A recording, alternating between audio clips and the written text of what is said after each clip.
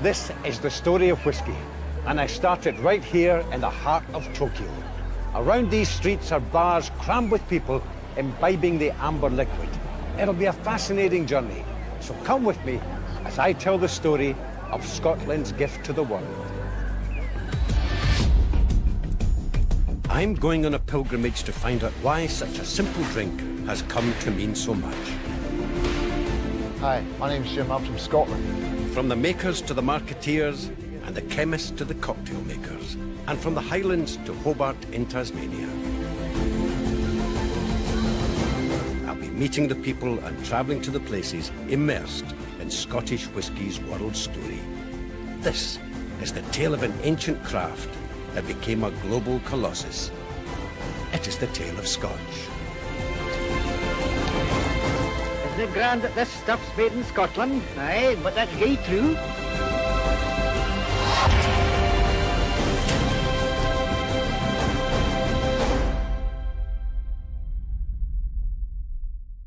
The one country that has given its name unchallengeably to a product that is known and accepted in every corner of the world. Scotch, enjoyed by all peoples on all occasions.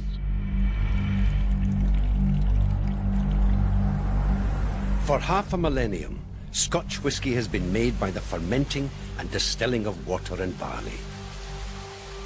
The spirit these ingredients conjure up is then filtered into oak casks and left to mature. It is a raw, simple recipe, and yet the result is a drink loved by millions of people across the planet. The nature of distillation is that distillers use what grow around them. You know, so if you're in France, you use grapes to make brandy. If you're in Mexico, you use agave to make mezcal or tequila. If you're in the Caribbean, you use cane to make rum. In Scotland, Scotland's geology means we grow barley. So immediately you're talking about distillers having a sense of place and a sense of location. And their spirits are embedded within the ground and the soil. And I would also argue the culture of that place. In simple terms, it's distilled beer. And you know, made from good Scottish barley normally, and nice, good water.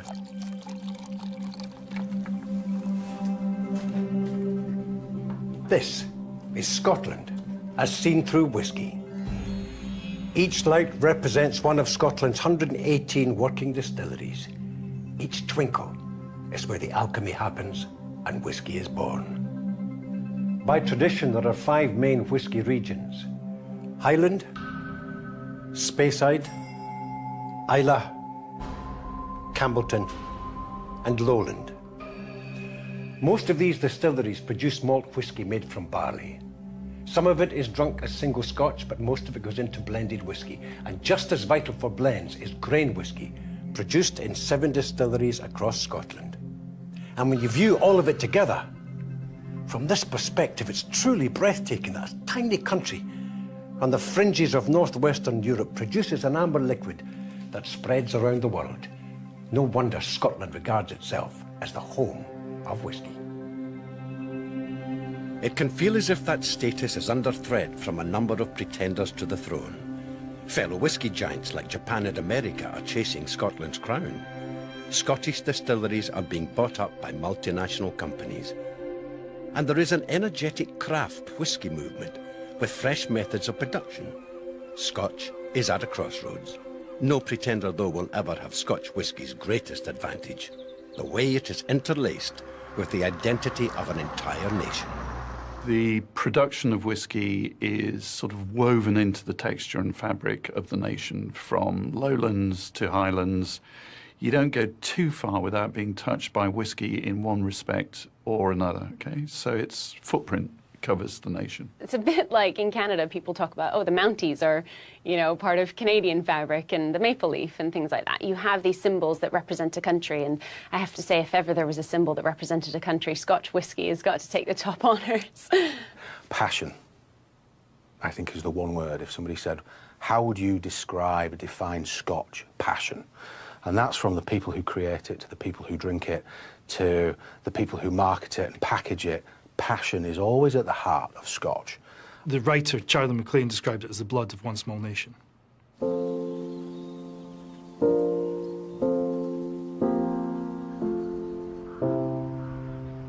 This is a drink of heartfelt sentiment and a character trait of Scotland itself. Yet the dram reaches our lips via a colossal global industry. In whisky, there is money, vast amounts of it. And down the years, multinational companies, some from outside of Scotland and the UK, have bought up Scotland's whisky distilleries. The largest is Diageo, a British company, which owned 28. Chivas Brothers, a French company, owned 15, largely concentrated around Speyside. And in fact, France is still the largest consumer of Scotch whisky in the world. Bacardi has another 5. Beam Suntory, a Japanese company, has 5, as do Thai and Philippine corporations. Large-scale Scottish ownership is sadly rare. William Grant has 5 distilleries, Edrington 4. And right across Scotland you have the independents like Springbank and Campbelltown, or the new craft distilleries, which are part of a burgeoning scene. But there's also a sadness in the fact that as whisky has moved so far from its homely origins, and that only a fraction of the vast wealth it creates stays within these shores. This is so much more than a drink. It's an industry. It's a brand.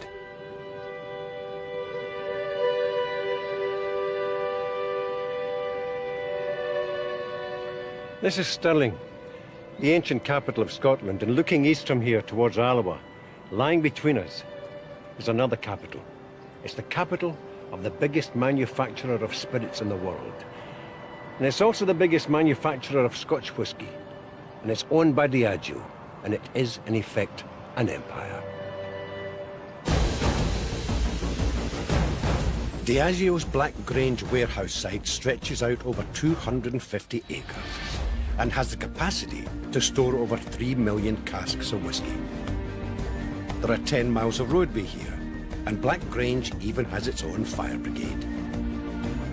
It is just one portion of this £50 billion drinks company. When you think about the whisky industry, it's something that had very humble origins. Yep. In a little croft somewhere in a misty glen in the highlands of the islands of Scotland, hundreds of years ago. And you cut to today, and it's a massive, multi-billion-pound enterprise that spans the world. And even here in Diageo's warehouse and cooperage, it's like a small town in its own right. And Diageo is running an empire. Well, I think empire is probably a key word, because the growth of Scotch really went in parallel with 2 or 3 things. The first was the growth of the British Empire, the colonial economy, Scotsmen travelling all over the world, taking a thirst and a love for whisky with them, which is really what promoted the earliest exports in the sort of 1850s and 1860s. And then from the empire, you have the growth of global economies. And Scotch whisky, whether people like it or not, is a global drink. It's Scotland's gift to the world. And it was... That's a lovely way of putting it. Well, it is, isn't it? I mean, it is our gift to the world, It's absolutely true. And along with that went, I think, another gift from Scotland, which was in the late 19th and early 20th century, astonishing visionary entrepreneurship.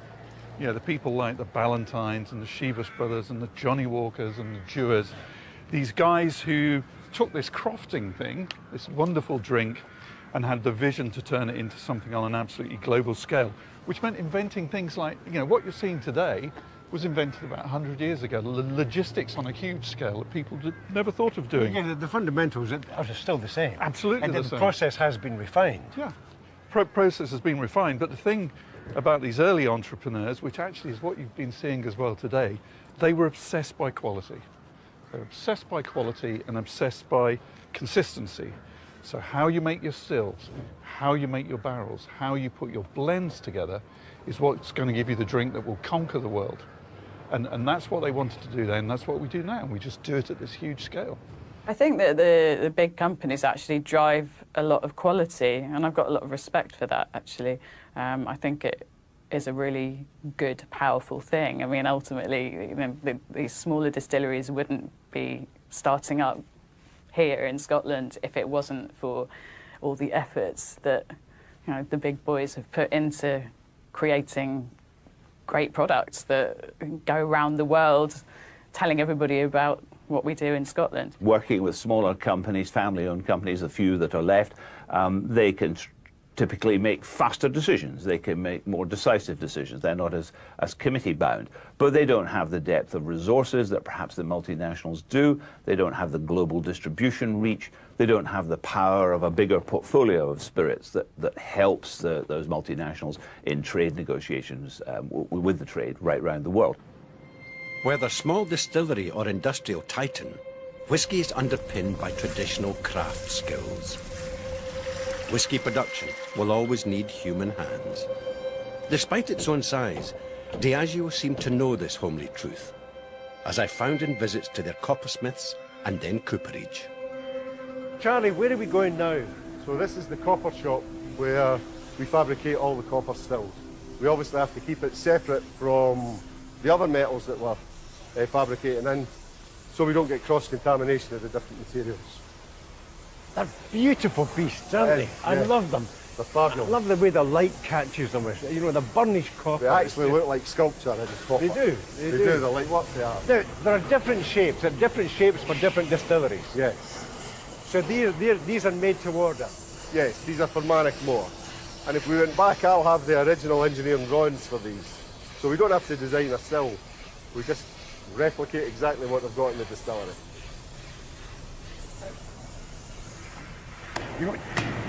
You have to touch it, don't you? Because it feels alive. Really, really doesn't hear the echo.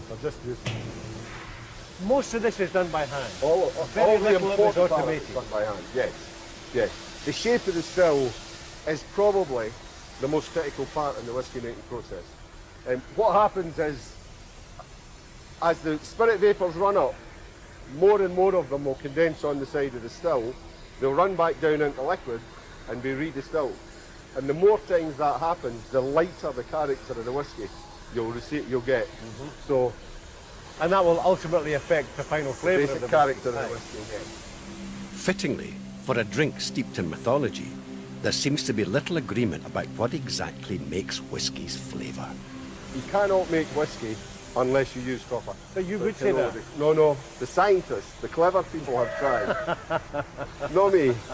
They have tried in the past. It's got to be copper. Really, tell me, how much do you think the copper influences the final taste of the whisky? Absolutely. You can put it in barrels to get flavour enhancement, and copper determines. You can put it in barrels. You have to put it in barrels, Charlie. Yeah, but you can put it in different types of barrels to get flavour enhancement. And you can put it in. But copper's the most important part of the whisky making process. That determines the character of your whisky. You're a hard man to argue with, Charlie. The truth. By law, all Scotch whiskies for the home market have to mature for at least 3 years, and the casks in which they're stored are all important. Used sherry casks made of stout Spanish oak have a special place in the Scotch whisky industry. Tom, what are these guys doing? Well, what they're doing here, David, is these are actually ex-wine casks that have been broken down and palletised.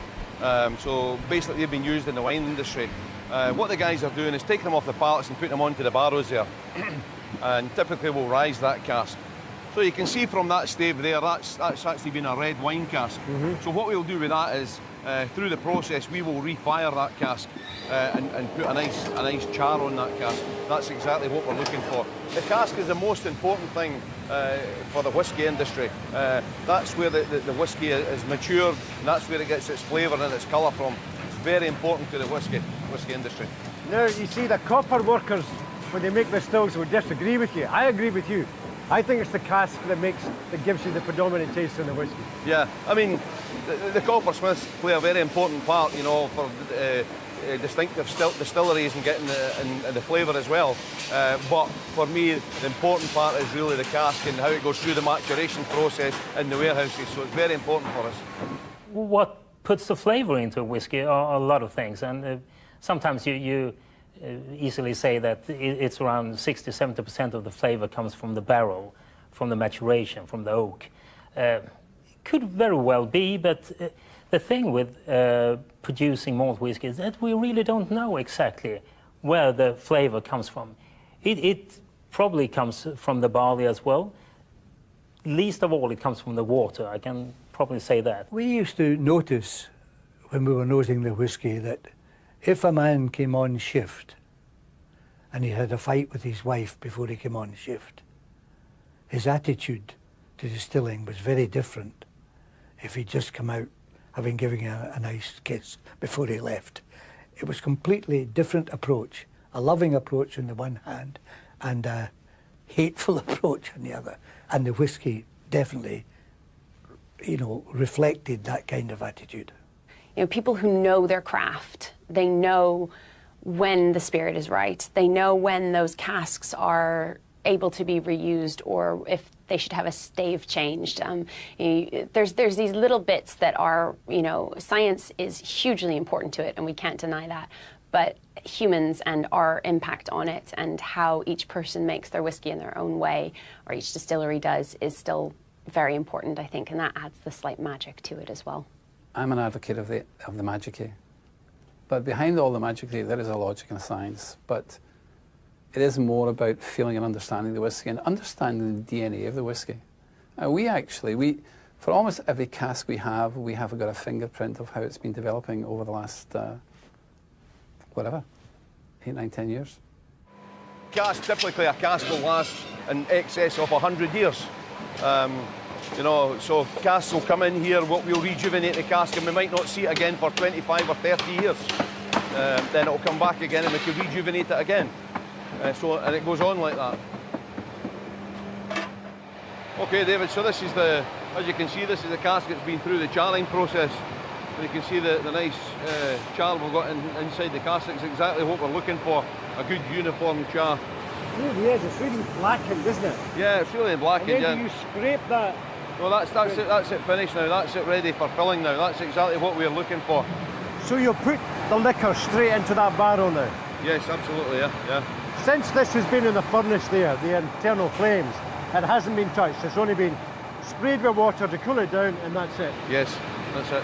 What we'll do now is we'll put the cask ends back in the cask, retighten the hoops, and off it will go, and that'll be filled in the filling store today. And be back in the warehouses, if not tonight, tomorrow. And it'll lie there for another 5, 6, whatever years. And this all ends up in my single malt whisky. That's what helps it, yeah. That's how you can sit back and enjoy it.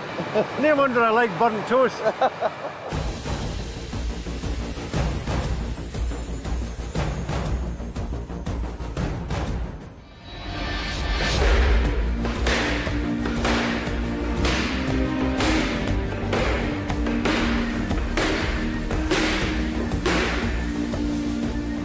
We'd like to introduce you to a couple of the guys here. This is Paul. Paul's a third-year apprentice. And this is John. John's the tutor. David. Coupering isn't for everyone. Obviously, a laddie who's got a good bit of strength about him, it helps. If you're a good build laddie, it helps. But when I started, I was tiny. I was a wee skinny thing. But that's what your apprenticeship's all about. For the 4 years, it helps build up your core, your body strength to become the end result as a cooper. It's not something that happens overnight, as I say. 4 years, that's been cut back. It used to be a lot longer, 5 years, 7 years. Even when my grandfather was a cooper, it was 7, sometimes 9. So, as but surely that was just an excuse not to pay them a full wage. Well, maybe it was. Rather than taking 7 or 8 years to train. Well, a lot of the system was changed by machines, so a lot of the hand work was taken out of it. But what we're left with now is just the core. This is something that they really need to learn, because basically if they were wanting to go anywhere in the world, they'd be employable anywhere. They make a barrel anywhere, not just in Diageo. Like many whisky companies, Diageo is a member of the Scotch Whisky Association, or SWA. Based in Edinburgh, the SWA seeks to give the industry a unified global voice. We do lots of things, but we do 2 things in particular. First of all, we try and chase down fake, fraudulent Scotch whisky around the world. We have a team of legal advisors who help us do that. And second, we help get Scotch whisky into markets overseas. We work to influence other governments to take down barriers so that there's fair competition for our product around the world. According to the SWA, each year the Scotch whisky industry adds £5 billion of value to the UK economy. Vital to Scotch whisky is the export market. This drink now reaches 175 countries. Over 1 billion bottles of Scotch whisky are exported annually, at a value of around £4 billion. It also contributes £1 billion to the UK exchequer, with an average bottle taxed at a rate of 76% in VAT and excise duty. Whisky and tax have long ganged together. The Mother of Parliaments. Its tentacles spread across the land, ensnaring all in their wake. They always have. And in the century after the Act of Union, this place grappled hard with the whisky industry. What Westminster wanted to do was to curb excessive drinking, while at the same time reap the revenues from whisky sales. So, throughout the 18th century, Westminster churned out legislation that entangled distilleries large and small. So therefore, Islay, Campbelltown and Speyside, the whisky making went underground, so the amber nectar became moonshine, and Scotland's illicit stills flourished. While the taxed industry ploughed on, the moonshiners thrived. Hidden from view and hard to reach for the dreaded excise man, illicit distillers perfected their craft. Theirs became the whisky drunk not only by crofters, peasants and the urban poor, but by the aristocracy too. The illicit whisky was seen as the true quality. So it was asked for in King George IV's visit of Scotland, 1822. Sir Walter Scott very carefully stage managed, and the king asked for a drop of the real Glenlivet, long in the wood and long in uncorked bottles. So, you know, street cred was pretty good. He was asking for Glenlivet. And from that, the reform of the distilling arts were speeded up by the landed gentry, who wanted to see an end to the illicit distilling, but saw that there was a way of improving their estates, etc., and controlling it, of course. In the 1820s, law changes eased conditions and taxation, and turned the old centres of illicit distilling into booming, legitimate whisky areas. Among them, Campbelltown flourished. This is Campbelltown. It was once whisky mecca, for in its heyday it had 34 distilleries. Sadly today, there are only 3. Up every alleyway was a portal to another distillery. The air must have hung like a strange perfume, heady, intoxicating, delightful. You know, you can almost sense the ghosts of distilleries past. Campbelltown Loch, I wish you were whisky, were the words of an old music hall song, and it might just as well have been, because this bay would have swarmed with ships, ready to take the liquid delights from Campbelltown out across the oceans to the rest of the world. Campbelltown thrived thanks to its deep natural harbour, rich raw materials and ready access to the ocean, and therefore export markets. In Victorian times it was nicknamed the Whisky Metropolis. Then after World War I, a dreadful combination of factors all but ended whisky making here. This is the shell of one of the 34 distilleries that used to exist in Campbelltown. The ghosts of whisky past. And the only spirits that are here now are the spirits of the whisky makers of bygone days. Oh, I bet these stones could tell a tale or two. Campbelltown had produced too much whisky, much of it low in quality, at a time when consumption levels were falling. What's more, natural resources were running low, and the railways that helped roll Highland and Speyside whisky out to the markets never arrived here. It's time to find an antidote to that tale of woe, a place where the best of Campbelltown remains well and truly alive. This is Springbank Distillery in the heart of Campbelltown, and it's a very unique place I've always wanted to visit. For a start, it has been owned by the same whisky family for over 200 years, and also every single part of the whisky making process, from the malting, the distilling, the maturing and the bottling, is all done on site, and I'm going to witness the whole process. Springbank is at the centre of the community here and employs more than 70 locals. Today I'm joining them, having enrolled in one of their whisky schools, under the capable guidance of Kerry, who has worked her way up from shop floor to distiller. Kerry, how long has this been soaking? This has been soaking for 2 days, 12 hours at a time. So the first time we'll soak it for 12 hours, we'll leave it to dry for 12 hours. Leave it dry in here in Yeah. the tank? Yep, and then we'll refill it with water, 12 hours, and then again dry for 12 before it's laid out onto the floor. Tip it up. You tip it up, you cool it back, you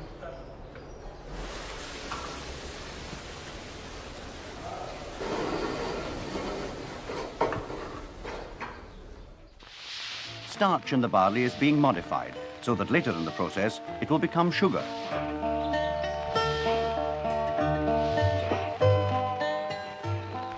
The new barley is wet and warm. In 3 days, some whiskery roots appear. After 7 days, it's almost ready for the drying. As the barley dries, it is regularly turned to help its germination. You'll see it actually lifting from the bottom and throwing it over so it's turning. We've been making whiskies, most of us, for a long time. So, yeah, it's part of our rhythm of life. The year goes round in a distilling year, very much like a farming year, which we're connected to. The crops are being put in just now. We'll be watching the progress of the barley throughout Scotland for the next few months. We'll watch the harvest, etc. And, yeah, it's just... I live in a village where there's 10 distilleries, so I can't help but meet bumping into folk that are involved in distilleries. Being a student of whisky made me realise the amount of hard toil that was into distilling when it's undertaken traditionally, as it is here at Springbank. You earn your dram. She's quite steep. Ooh. You smell it, smell the peat, smell the right. smoke. So this is the first half we put away this morning. This is the second half just dropping in now. So what you've seen from above, this is where it's dropping into. That's coming off the conveyor belt upstairs. Exactly, and dropping in, yep. A conveyor belt transports the barley into a kiln, where it is either dried or smoked with peat, depending on the type of whisky being made. I'm very biased. I have to say I would like to see, as there are, more individual distilleries opening up, because each individual distillery has to find a market for its whisky, as in its single malt whisky. If the majority of what you make is going off to be blended, which is a very big market, it's something which just means you're making more and more rather than you're watching what you're making. So small independent distilleries, like ourselves and a few others, the quality of what they're going to put their label on is very important to them. If they become too big, then it starts to become the quantity they can sell. Mm-hmm. And I think that's something which makes the difference between a corporate with lots of shareholders to fund and something like Springbank. As we're making a batch of peaty whisky, it's time to light the fire. I'm just about to set Springbank Distillery on fire.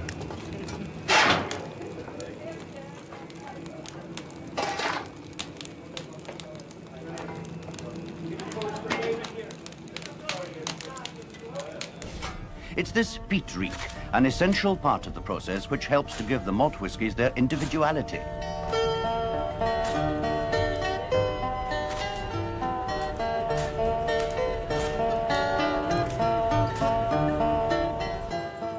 The dried malt is stored ready for use. A grinding mill, the first of many modern machines in today's process, replaces the 2 flat stones used by our great-grandfathers. The malt is reduced to grist, coarse, medium, and fine.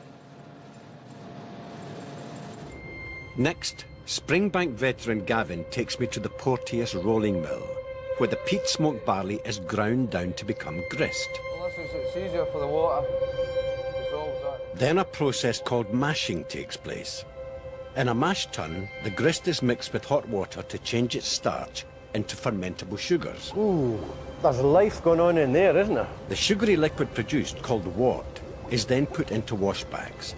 Yeast is added and fermentation begins, resulting in a beer-like liquid known as wash of around 8 to 10% ABV. It'll go around eating up all the sugars, converting it into alcohol. But you know, the whole thing's live. I mean, that's an organic process going on here, gurgling and bubbling. It's quite ferocious, more powerful than I thought. Get the vapours from that, eh? Really get the vapour. Clear the sinuses. Whoa. This wash is transferred into copper stills, heated and then distilled twice to create clear, new make spirit.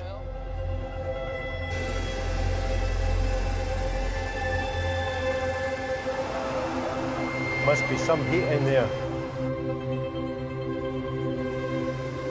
Springbank has a wonderful old-fashioned atmosphere and traditional way of doing things, even down to the warning bell that tells the workers that everything is running to plan.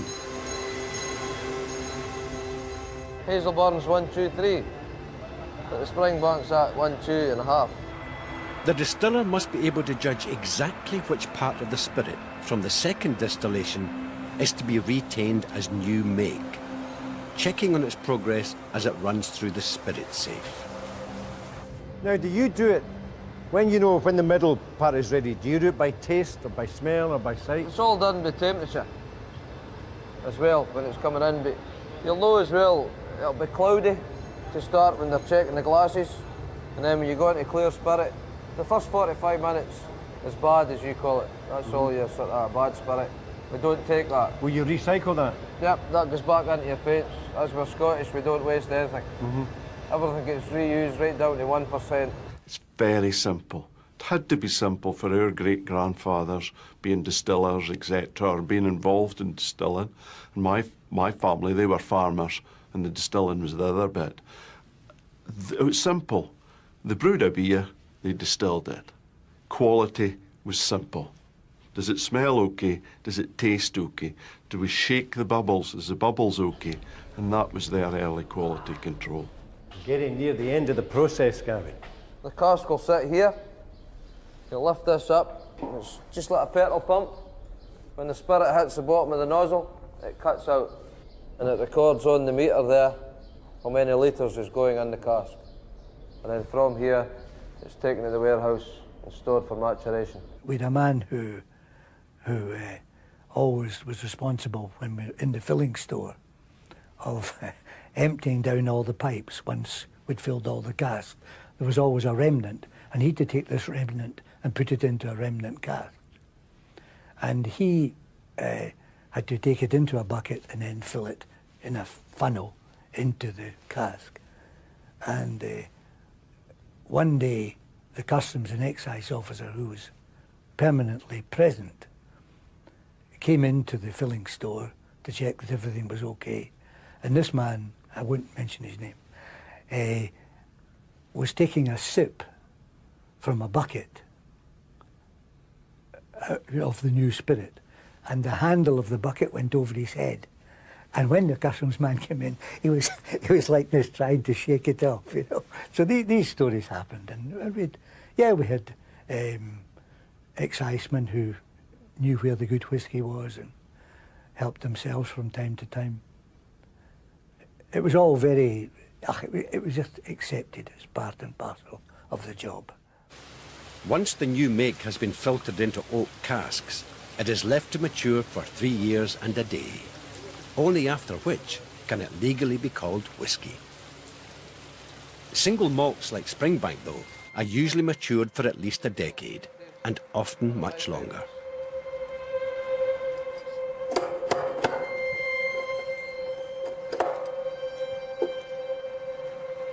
I never knew it was that easy to break open a cask of whisky.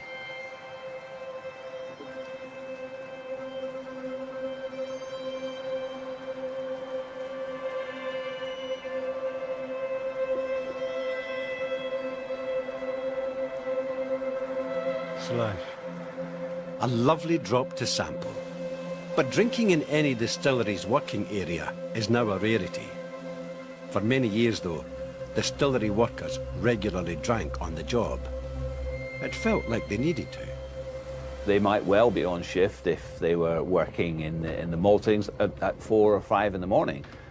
And the brewer, the number 2 manager in the distillery, would pour new make or white or cleric, as it's known, and the boys would take off a good measure of that, and then they'd have some later in the day. But you have to remember, this was very hard physical work, changing a malting floor, rolling a barrel, moving casks of whiskey into a warehouse is hard, dirty, physical work. I wouldn't care to do it. And if I had to do it, I'm sure a dram or 3 would definitely be called for. I think the alcoholism was almost deliberate because it kept people from asking for proper wages and it kept people tied to a place. I think they're very strict about people drinking now in the distillery, but I think also they pay them better. If you look at a lot of these jobs, they were not necessarily jobs that required highly educated workers, although they needed a good skill.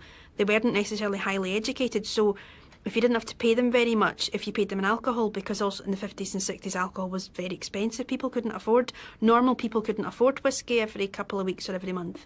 So it was a way of keeping them. So I do think, I mean, although I'm sure the stories are, it was really fun, I do think, yeah, it was really fun because that was how you got through those circumstances. Whereas now, it's a job that you get paid a good wage for. If you can't afford to buy the single malt that you're making, then you're going to help yourself to it a wee bit. You know, they were doing it for sport, for a bit of fun, but also because, you know, it's that natural innate rebellion that we all have. A distillery worker that I knew who has since retired, but he had told me that when he started in the distillery in question, he had gone to listen to the radio, and the radio wasn't working. So he got another radio, it wasn't working. And he went around the entire site and he couldn't get any radio that was working, and he realised that none of them had an aerial. And he found out that the reason that none of them had an aerial was because they'd all been broken off because they were getting used as straws for dramming from the casks.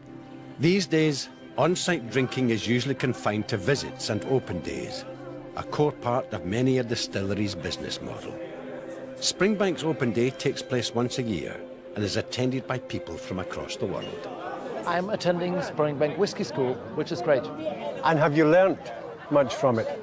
Yeah, even that. I thought there's not too much they could tell me, but yeah, I've learned a lot from it. Coming to Scotland in 1992, I was just over the age where I was allowed to drink, and I didn't have much money, so I visited 4 distilleries because at this time it was free. Today it's a big business, but no, at this time it was free, it was marketing. So I visited 4 distilleries, got 4 great drams, saw every time the same and thought, why are these drams different? And that got me into wanting to know more about this drink. It's my 18th time coming to Scotland now. 18th? Yes. I'm also coming for other reasons, for the people, for the landscape, for everything. But whiskey is still the main reason for me to come here. The distillery is family owned and has been since it opened in 1828. And the present chairman is of the impression he now should be putting that back to Campbelltown because his family have had this distillery for so long. And it was the people of Campbelltown that did the work and made the whiskey that's made the place famous. So he now decides that, wants to have a company which puts money back to the community, provides jobs. It would be so much easier to bring barley and ready malted, but then that would lose people jobs. So we still do all that by hand and by ourselves. We bottle the stuff here. If we did it by sending it out to Glasgow, that's another 17 jobs. So it's very labour intensive, but then it's also what makes us Springbank. And I think that's why there's a feeling of pride in what we do, because everybody employed is a custodian for the next generation that's going to come along. And if we expand, it's more jobs. We're certainly not going to modernise and mechanise things. Springbank is special. It is as close as Scottish distilleries get to the original model. The place is rooted in the local community, something that shows in the merry band of workers who get the whiskey into bottles and finally to market. Shoot bottle for Springbank bottle. Even if you hold it up that way, even if there was a blemish on the back, you can see it right through.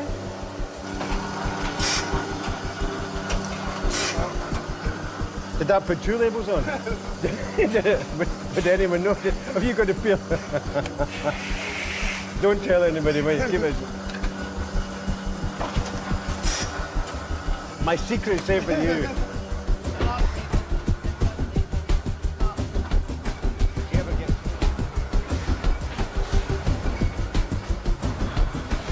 Thank you.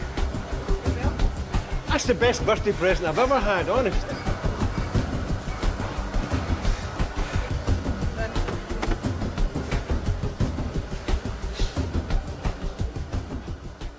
The Highland malt whiskies used in any Scotch blend of real consequence must each be aged in oak. Scotch in the bottle will never improve.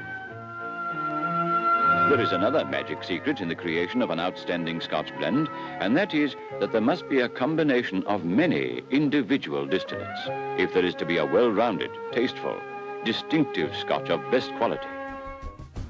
While Springbank thrives on its single malts alone, the strength of the whisky industry has, in fact, long been built on the back of blended whiskies.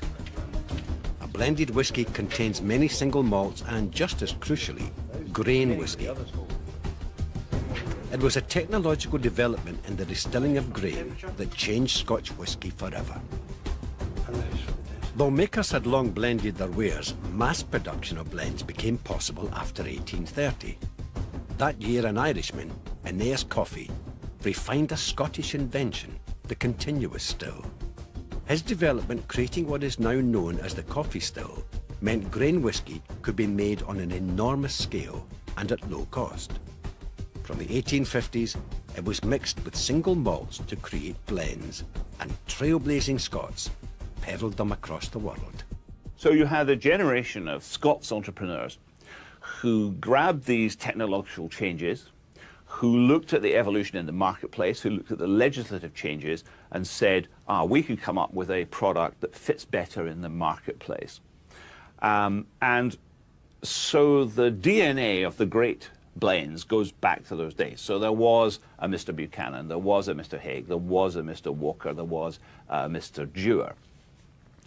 And so a Dewar's blend today, a Walker's blend today, has its roots in what Mr. Dewar or Mr. Walker did historically in the mid and late 19th century. So Walker, for example, always had at its heart West Coast whiskies. A Dewar's blend always had Perthshire whiskies at its heart. Going from the background of having licensed grocers that blended tea, so had this ability to take different flavours and characteristics and blend them together, and then started blending whiskey. And then you begin getting these individuals that start really travelling the world extensively and selling our wares and going out there as pioneers. And, you know, there's a number of well-known brands nowadays which are blends that all carry people's names. And to be able to tell to international visitors when they come in, this is not a name that we made up, that some marketing agency 10 or 20 years ago thought, oh, that sounds like a great Scottish name and that sounds like a nice picture and let's put that. It's true. It's genuine, authentic heritage.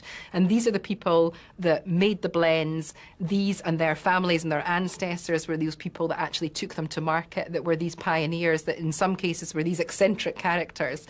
And that, I think, is, again, one of the cornerstones of Scotch whisky and what makes it so successful in terms of its competition, is that it has this real authenticity behind it in these huge international brands. The ingenuity of these blend pioneers met with a vital piece of good fortune for Scottish whisky when in 1871 the phylloxera virus destroyed French vineyards. With the vineyards destroyed, little or no brandy could be produced. And so whisky, which up until then had been the drink very much more of the working man, was allowed to move into that space in the market that had hitherto been taken by brandy, which was the drink of the middle and upper classes, who would not have touched whisky. But along came branding to make it more acceptable, blending to make the product more palatable, patriotism to make it an acceptable thing to drink, and a shortage of supply of brandy.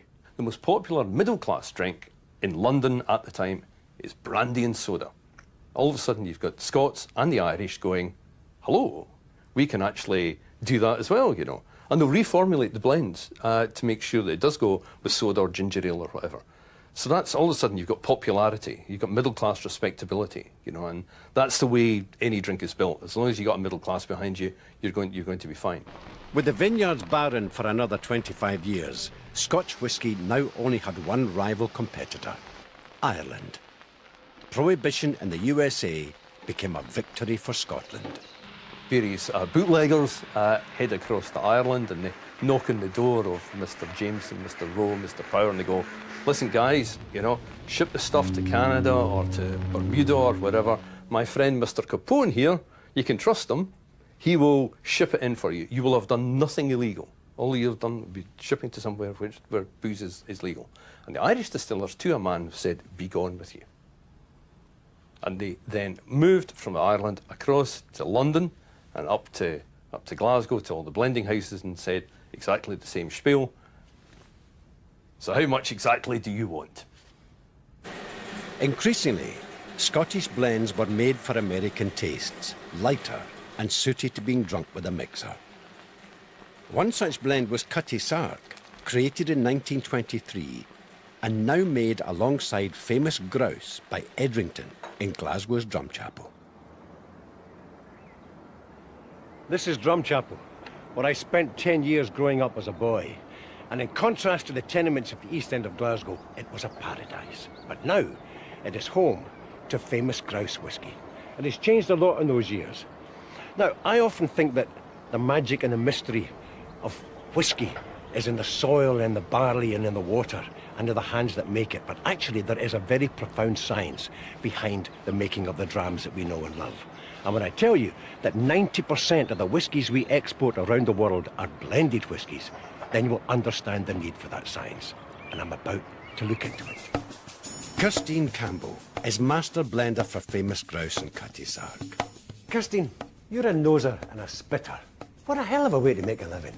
Well, yeah, I guess it is, but we are referred to as nosers within the industry, and the majority of my work is done by nosing, but you're quite right, we do on occasion have to taste the whiskies, but when you're looking at up to 600 samples a day, you couldn't possibly taste them all, so that's where the elegant spitting comes in. So you spit into a bucket?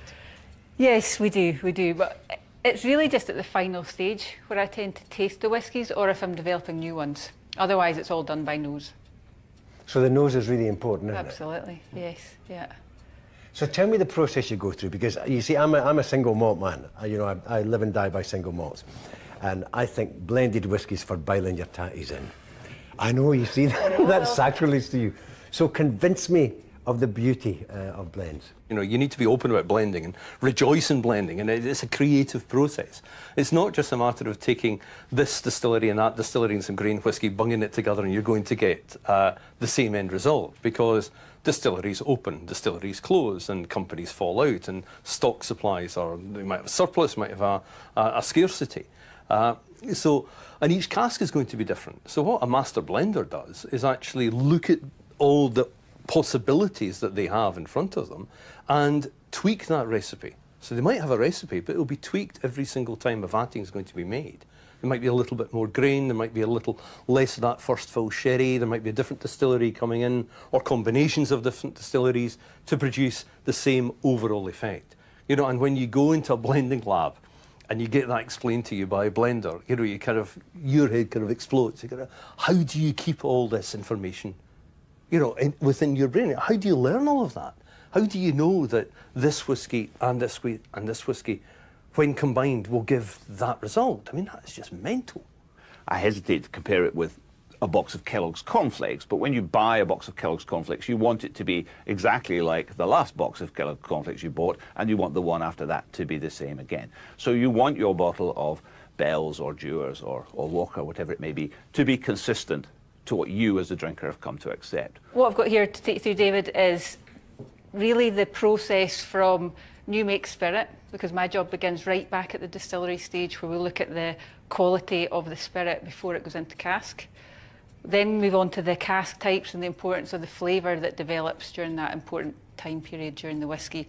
And then how we bring all these complex flavours together to produce the same flavour of blend time in, time out. Had you not have had blenders, you would have had a fairly rustic cottage industry, which would probably have never got to the stage it was, because a lot of the products that were being made in the 19th and early 20th century were very difficult for people to drink. Blenders sort of democratised whisky by making it more accessible from a flavour point of view. How many whiskies will be involved in each blend? Well, it can vary actually, because for our blends we have core whiskies that we use each and every time we put the blend together. And then there are other whiskies that we put into flavour categories, and we can pick within those flavour categories perhaps one or several within those. So that's why it can vary from blend to blend. But ultimately, the flavour of the whisky must be the same every bottle we put out. Now, that must be really difficult to sustain. That's part of the training. That's the and challenge. the experience, yeah. I am astounded by the fact that 90% of all Scotch exports are blends. Absolutely. I seriously am. Yeah. I mean, 90% all over at home and abroad. The numbers are huge, and personally speaking, for me, that's within Edrington and our blends. I'm responsible for over 50 million bottles. So yeah, it's huge numbers we're talking. So I'm a massive blended whisky fan. I just think that going forward, blended whisky is going to have to keep up with the expectations that consumers have that are being set by other products. It hasn't quite caught up yet, but from a production perspective, it's so enormously creative that it absolutely will do. It's just waiting for people to sort of do it. Really, really does. While Christine guided me through some of the whiskies which go into her blends, the full list remained tantalisingly confidential. So that's us covered 5 new make spirits, everything from a light grain through to a heavily peated malt. Now, Those are your basic ingredients. These are some of the basic Some ingredients that go into our blends. Yes, yeah, top secret. These are the ones that I'm going to share with you today. You're not going to share with the ultimate secret? Not all of them. I can't possibly do that. Away you go. Come on. Can't possibly. Your secret's safe for me, Christine, honest. I'm an incurable romantic, and I like to think that, you know, the production of whiskey is an organic, creative, mystical kind of process. But it's got a sound base in science, hasn't it? Especially if you're trying to achieve the consistency of quality and flavour in a blend. Yeah. You have to have both. We do a lot of research, and there is a lot of background science into how maturation performs and that type of thing. But ultimately, at the end of the day, there isn't an instrument that's as sensitive as a human nose, so it requires us as blenders to be there at that critical point of blending the product to know how the flavour, and it's a lot about how flavours combine as well. You know, a machine can't tell us that. The master blender is the person who sort of who marries these two positions together and creates the whisky. So I think master blenders are essential because they're this sort of meeting points. They gather up everybody. They gather up these sometimes opposing ideas that are actually part of the same process but tend to get a bit lost and bring them together. I have always been a snob in terms of whiskey, and I've always dismissed blended whiskey. You're the first person in my life that's convinced me otherwise.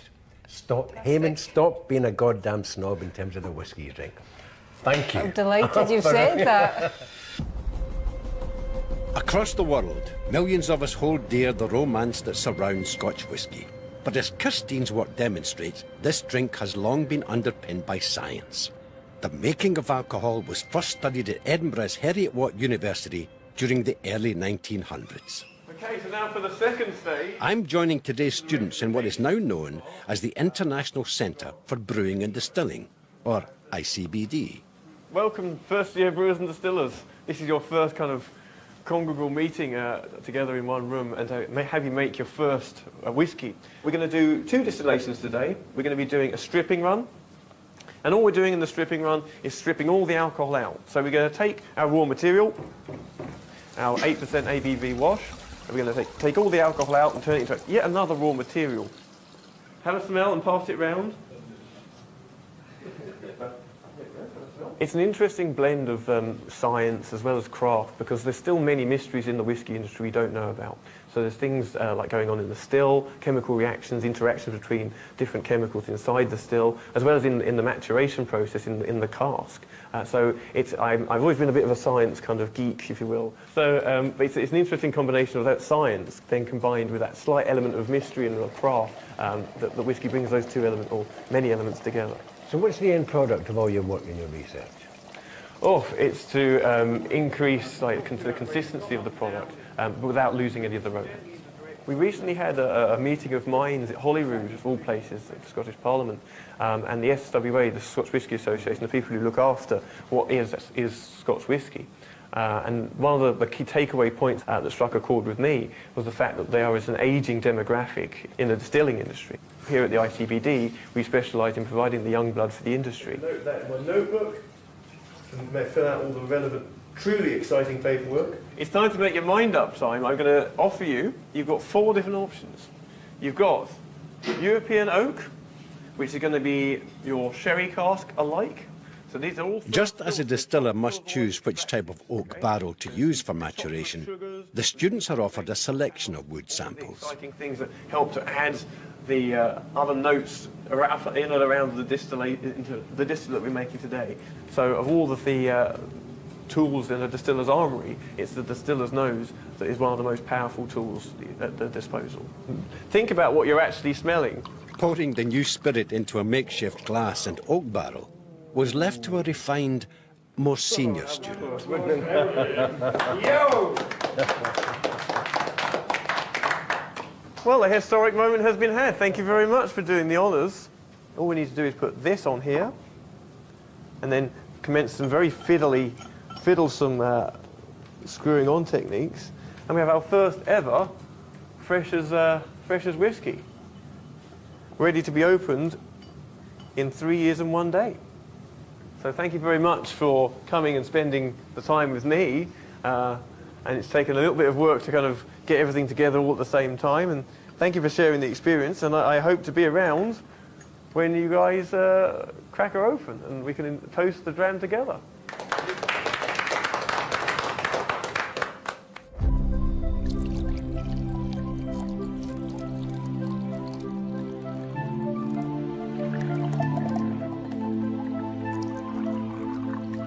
Probably too young to remember my first whiskies, because I think it was used for my first teeth.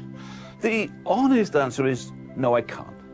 It's lost in the mysteries of time. The whiskey was Ballantine's. I was quite young because my dad used to make me hot toddies, but he used to make me hot toddies with Macallan whiskey because that was his favourite drink. And it was one of those weird things. To me, that was what whiskey tasted like. And I remember being at a friend's house when I must have been about 11 or 12, and her grandfather deciding that I could play with his grandchild because my father drank good whiskey. My first taste of whiskey was with my grandmother in Inverurie when she gave me a little thimbleful of Glengarry, 8 years old, and this would have been in 1977, and I was only 8 years old. I think it must have been at New Year, because that's the only time we ever had whiskey in the house. And I think probably my grandfather insisted when I was 15 or 16 that I should have a wee dram and not be put off with a sherry.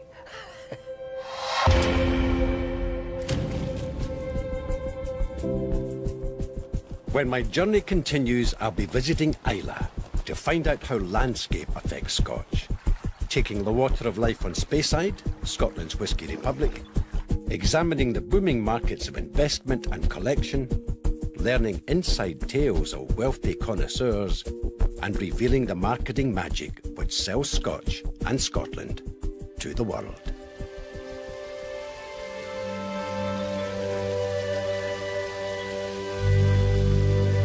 The series continues at the same time next week. And from whiskey to bootleg hooch, still game. Details coming up.